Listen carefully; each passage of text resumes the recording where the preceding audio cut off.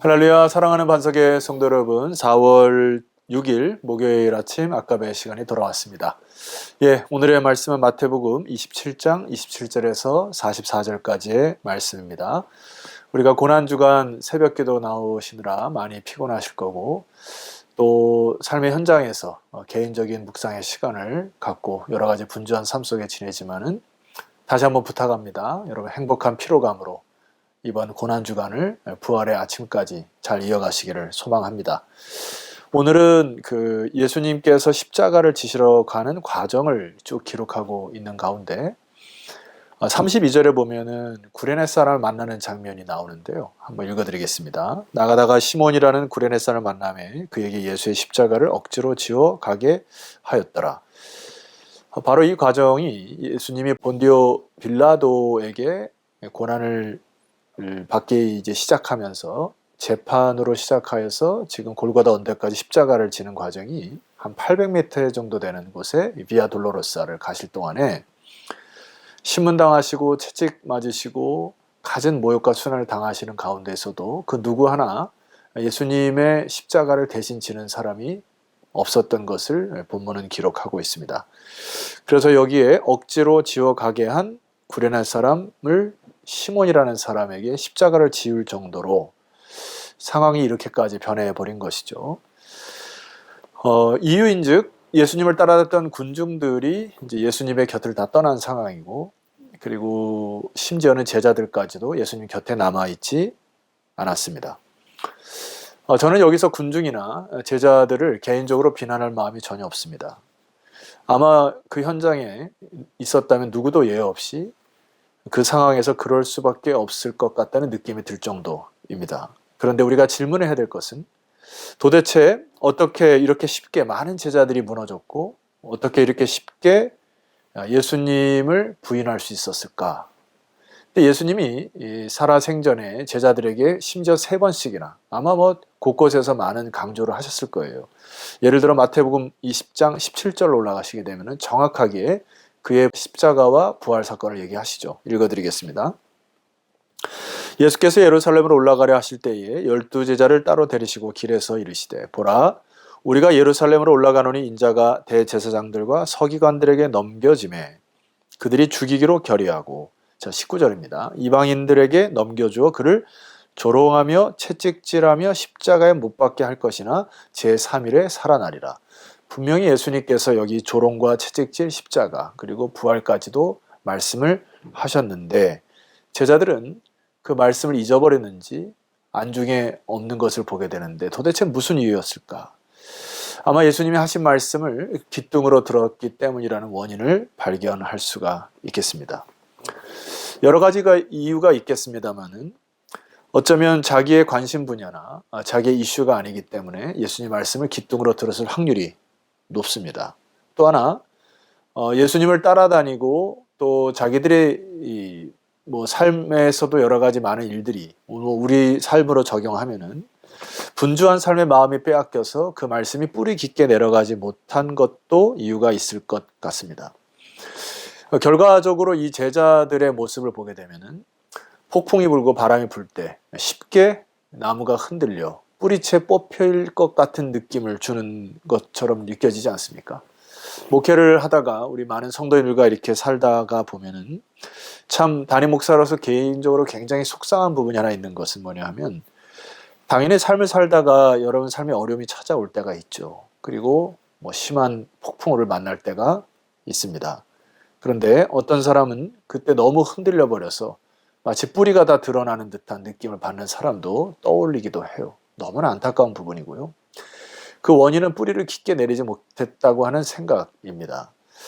또 하나는 어떤 사람들은 마음이 강팍하여져서 말씀이 들어갈 수도 없는 마치 돌짝밭과 같은 마음으로 성령이 숨을 불어넣기가 어려운 그냥 그 강팍한 마음으로 살아가는 사람들 보면 너무나 안타까운 것이죠. 여러분이 결정적인 위기의 순간이 찾아온 것이죠. 제자들에게. 그런데 믿음이 작동하지 아니하는 것입니다. 그러니까 우리가 오늘 이 말씀을 통해서 교훈을 받아야 될 것은 평소에 나는 주님을 어떻게 대하고 있는지, 혹은 들려오는 메시지를 또는 여러분이 개인적으로 묵상하는 것들을 어떻게 대하고 있는지를 점검해 볼 필요가 있다는 이야기입니다.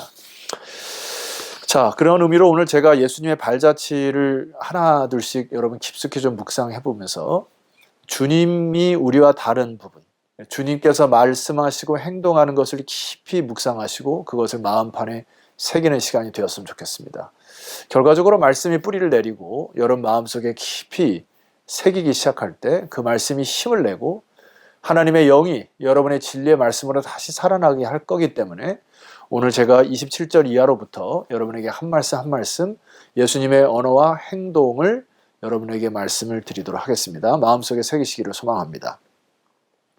27절에서 28절 말씀 보게 되면은 이에 총독의 군병들이 예수를 데리고 관정 안으로 들어가서 온 군대를 그에게 모으고, 자 28절입니다. 그의 옷을 벗기고 홍포를 입히며, 29절 가시관을 엮어 그 머리에 씌우고 갈대를 그 오른손에 들리고 그 앞에서 무릎을 꿇고 희롱하여 이르되 유대인의 왕이여 평안할지어다 하매. 총독의 군병들이 예수님에게 와서 행했던 것을 여러분 정확하게 기록하고 있는데, 주님이 평소에 제자들에게 말씀하셨던 것이 하나님의 나라에서는 낮추는 자들이 큰 자가 될 것이다, 섬기는 자가 큰 자가 될 것이다, 이렇게 계속 말씀을 하셨습니다. 그래서 여기 총독의 군병들이 와서 만왕의 왕이신 그분을 황제의 옷이 아닌 홍포를 입히고 왕의 홀이 아닌 갈대를 오른손에 들리고 왕관 대신에 가시관을 쓰게 하심으로 가장 수치와 조롱거리인 사람으로 변모를 시켜버렸습니다. 여러분, 주님께서는 십자가를 지신다는 것은 이 땅의 가장 낮은 자세로 십자가를 지신다고 하는 것을 순종하신 것이죠. 여러분, 우리는 이 시간 우리가 평소에 사용하는 언어와 또 여러분들이 직분자로서 각자의 자리에서 여러분의 자세와 태도를 돌이키시기를 소망합니다. 가장 낮은 자리에 임하는 것이 그리스도인들이에요. 그래서 여러분이 겸손으로 허리를 동이시기를 부탁합니다. 예수님이 이것이 몸소 우리에게 보여주신 메시지인 것이죠.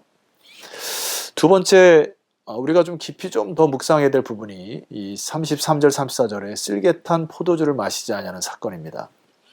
골고다, 즉 해골의 곳이라는 곳에 이르러 쓸개탄 포도주를 예수께 주어 마시게 하려 하였더니 예수께서 맛보시고 마시고자 하리 아니하시더라. 다른 성경에 보니까 뱉으셨다, 이렇게 이제 기록하고 있는데, 이때 당시 쓸개탄 포도주는 마취제의 역할을 하는 생약으로 쓰여졌다고 합니다. 그런데 주님은 온전한 정신을 가지고 그것을 다 고통을 받아 안기 위하여 그것을 뱉으셨다, 거부하셨다라고 하는 것이죠.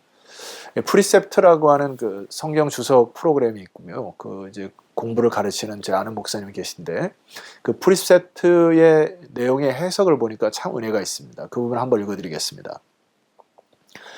뼈 사이로 흐르는 육신의 고통 하나하나를 몸소 느껴내셨습니다. 마치 하나님을 떠난 인간들이 겪는 모든 육체의 무질서를, 그 고통을 한 몸에 떠안은 것입니다. 예수님이 이것을 거부하신 것은 뼛속 깊숙하지 인간이 당하는 모든 고통을 다 당하시고자 이것을 떠안으셨다, 이렇게 해석하는 것을 저는 동의합니다.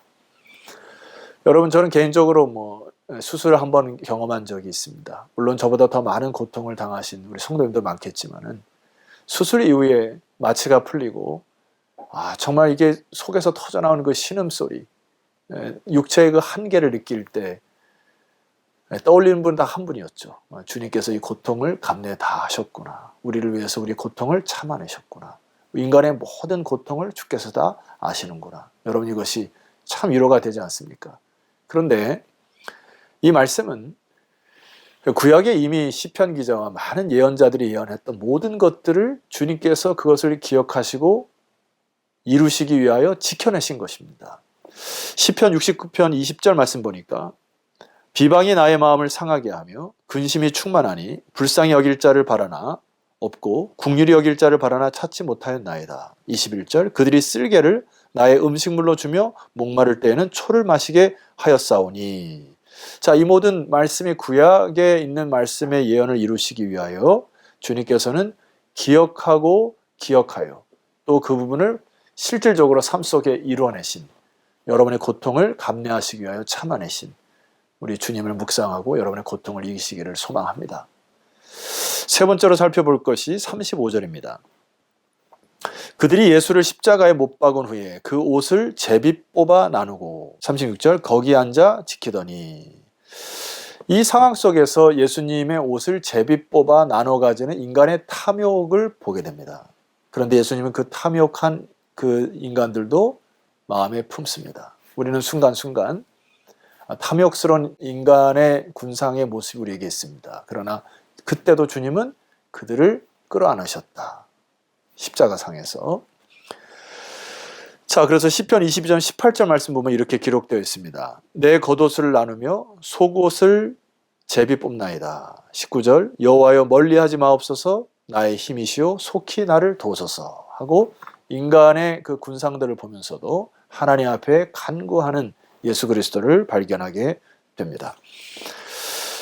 자, 우리가 마지막으로 살펴봐야 될 부분은 십자가를 지시는 그 순간까지도 사람들, 군중들의 소리가 들리기 시작합니다. 41절입니다. 그와 같이 대제사장들도 서기관들과 장로들과 함께 희롱하여 이르되. 자, 예수님을 희롱하였다고 하는 단어가 기록되어 있죠.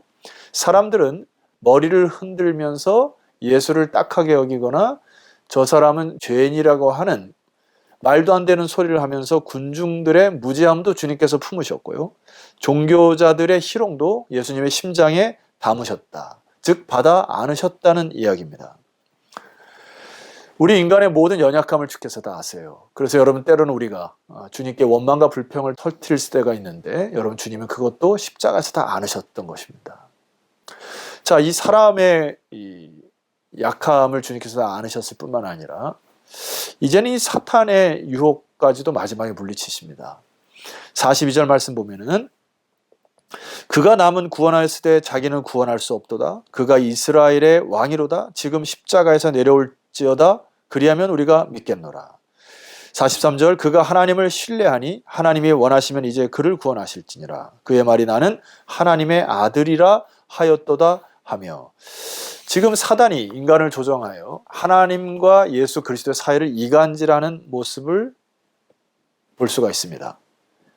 마치 하나님이 너를 버렸다. 너와 같은 자를 어떻게 하나님이 이 상황까지 내버려 두실 수가 있느냐라고 사단이 예수 그리스도의 마음속에 또 다른 유혹을 심어넣는 장면이죠. 사단은 끊임없이 삼위일체 하나님을 이간질하고 오늘 저와 여러분들을 사람과 사람 사이에 하나님과 우리 사이를 이간질하는 것이 바로 사단이죠. 그러나 예수님은 이 상황 속에서도 말씀을 떠올리시고 그것을 의지하고 이겨내십니다. 시편 22편 7절 말씀 보시죠.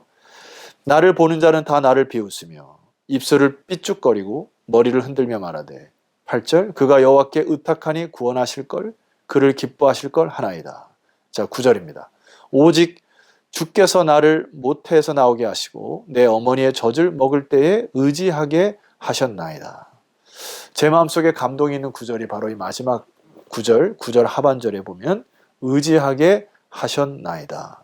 어머니의 젖을 먹을 때에 마치 아기가 그의 어머니를 의뢰하고 신뢰하여 그 어머니의 품속에서 평안하게 에너지와 영양분을 받듯이 예수 그리스도가 이제 십자가를 지심에도 하나님을 의지하여 하나님의 그 품에 의지하여 구약의 말씀을 기억하여 예수 그리스도의 모든 의를 이루는 것을 주님께서 다 감당하신 것을 십자가에서 말씀하신 것이죠. 예수 그리스도 승리의 비결이 뭘까요? 하나님을 의지하여 이 부분입니다. 여러분 우리가 인생을 살아가면서 이 땅에 오신 예수 그리스도를 통하여 우리는 승리할 수 있는 것입니다. 주일날 말씀드렸지만 예수님이 이 땅에 아기 예수로 오신 이후에 부활 승천하신 이 모든 사건들은 사탄의 권세를 이미 깨뜨리시고 사탄은 제한된 권세를 가지고 쫓겨나가서 이 땅에 와서 이제 제한된 장소, 제한된 시간 속에서 여러분들을 유혹할 것입니다. 그래서 베드로도 이렇게 얘기해요. 베드로전서 5장 8절 근신하라 깨어라 너희 대적 마귀가 우는 사자같이 두루다니며 삼킬 자를 찾나니 그러나 9절 말씀이 중요하죠. 너희는 믿음을 굳건하게 하여 그를 대적하라. 믿음을 어떻게 해요? 굳건하게 하여, 의지하여, 말씀을 붙들고. 어떤 사람은 평생 동안 여러분에게 주어진 그 말씀을 붙들고 나가는 사람들이 있습니다. 그리고 어떤 사람은 중간중간 하나님께서 계속해서 어떤 말씀을 심을 때가 있고요. 그 상황 때마다 새로운 말씀을 허락하시는 영혼들도 있습니다. 여러분, 중요한 것은 믿음을 굳건하게 하는 것이 중요하죠. 그래서 그 말씀을 생각하고 의지하고 그 말씀을 붙들고 나가는 것 말입니다. 일전에 어느 한 그 권투 선수의 기사를 보니까 사실 링에 올라갈 때마다 굉장히 두렵다 합니다. 그런데 많은 승리의 비결은 내가 먼저 포기하려고 하는 순간에 상대방이 포기를 먼저 해버리는 바람에 자기가 승리할 수 있었다. 이 사람의 비결이 뭐죠? 인내입니다. 인내. 그리고 자기가 평소에 쌓아왔던 어떤 그 연습량 이런 것들을 통하여서 많은 부분이 자기가 끝까지 인내하는 그 인내의 열매를 먹게 됩니다. 비단 이건 예일 뿐만이 아니라 성경에서는 오늘 우리에게 영적으로 싸워야 하는 법과 마음의 자세를 골로새서의 말씀에 이렇게 선포합니다. 제가 이 말씀을 읽고 여러분 기도할까 합니다. 골로새 2장 13절. 또 범죄와 육체의 무할례로 죽었던 너희를 하나님이 그와 함께 살리시고 우리의 모든 죄를 사하시고. 아멘이시죠? 14절입니다. 우리를 거스르고 불리하게 하는 법조문으로 쓴 증서를 지우시고 제하여 버리사 십자가에 못 박으시고. 참 놀라운 말씀이죠. 법조문으로 쓴 증서를 이 십자가에서 지우셨다. 그리고 제하여 버리셨다. 그리고 십자가에 아예 못 박으셨다. 이렇게 얘기하셨죠. 자, 15절입니다. 통치자들과 권세들을 무력화하여 드러내어 구경거리로 삼으시고 십자가로 그들을 이기셨느니라. 아멘이시죠? 주님은 겸손의 십자가를 지시고 모든 교만을 꺾어버리셨습니다. 오늘 우리의 삶의 태도와 자세는 바로 겸손의 십자가를 지기 시작할 때 여러분의 수많은 많은 문제들이 해결되고 많은 묶여있는 것들이 화평의 열매를 맺는 축복의 고난의 주간에 동참하시는 여러분 되기를 주 이름으로 축원합니다. 기도드리겠습니다. 하나님 말씀대로 말씀에 의지하여 십자가로 모든 악한 권세를 이기신 주님을 찬송합니다. 오늘 이 말씀 붙들고 사랑하는 주의 백성들이 오늘 나에게 말씀하신 단어 하나 또 말씀의 문장 붙들고 오늘 하루도 승리하는 주의 백성들 다 되게 하옵소서. 예수 그리스도 이름으로 기도드렸사옵나이다. 아멘. 자, 성도 여러분 수고하셨고요. 내일도 여전히 아까배로 여러분을 기쁘게 찾아뵙도록 하겠습니다. 내일 뵙겠습니다.